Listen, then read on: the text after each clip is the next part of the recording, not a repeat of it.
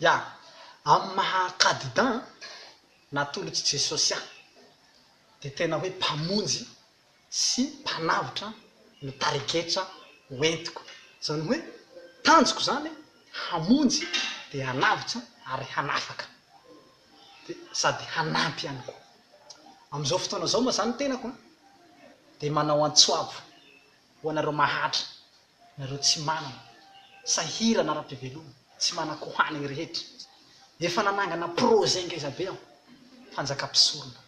Io projet io zany efa naorina am'izao fotoana zao de efa afaka miantoka fiainanareo ka miangavy anareo mahatra rehetra, ny mijaly rehetra fa za hiantoko anareo, hiantoko ny sakafonareo, hiantoko ny varinareo, hiantoko ny laokanareo, hiantoko ny sakafo fiainanareo andavanandro raha problemanareo rehetra ka manantona fa za vonona hiantoko anareo ka manao antsoavo ny sahiram-pivelomana rehetra ny tenako am'izao fotoana zao.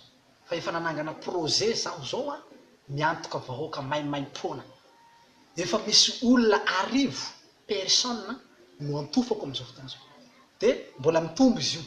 Mety afaka ray volana eo reo, mety ho feno 10 000 personnes nefa 3 000 personnes. De atofako reo olo reo miantoko sakafondreo, bazariny zareo, fiainan-jareo manontolo mihitsy. Ka izaho zao zany de miantoko fiainan'olona ataoko am'izao fotoana zao. Magnavitsy olo no ataoko am'izao fotoana zao. Manome sakafo olo, manome vola olo, mizara sakafo, mizara vola, mizara zavatra rehetra, menaky, savony sy ny karazany. Miantoko vahoaka maimaim-poana ary tsy vetivety fa mandra-pahafatinao hatramin'ny taranaka ao faramandimby de atofako. Azoko atao taratasy zany hoe za de manao fanekena fa hiantoko anao mandra-pahafatinao hatrany amin'ny taranaka faramandimbinao rehetra. Tsisy tambiny, tsisy zavatra laiko aminao fa ny zavatra tiako ataonao fotsiny de hoe manoha agnahy fotsiny anao zany de fidinao zaho lany filoham-pirenena. Zay fotsiny zavatra angatahako aminao de hoe tohano zaho de fidio aho mba ho lany filoham-pirenena. Zay fotsiny fa tsisy akoatran'izay. Fa izaho de manao fanekena aminao fa vona hiantoka ny fiainanao mandrakizay mandrakizay mandrakizay. Ka efa miantoka aho zao satria efa marobe le olo antofako am'izao fotoana zao. De mbola manao antsoavo zany za am'izao fotoana zao hoe iza ny mbola maharitra any, iza mbola mijaly any fa za mbola manao antsoavo vahoaka foana hiantoko vahoaka aho. Ka de manentagna anareo vahoaka fa tonga ny mpamonjy, tonga ny solon-tenan'i Jesosy hanafaka anao.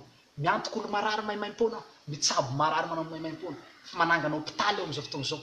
Ary io hôpitaly natsangako io de hitsaboana olo maimaim-poana ao anatiny.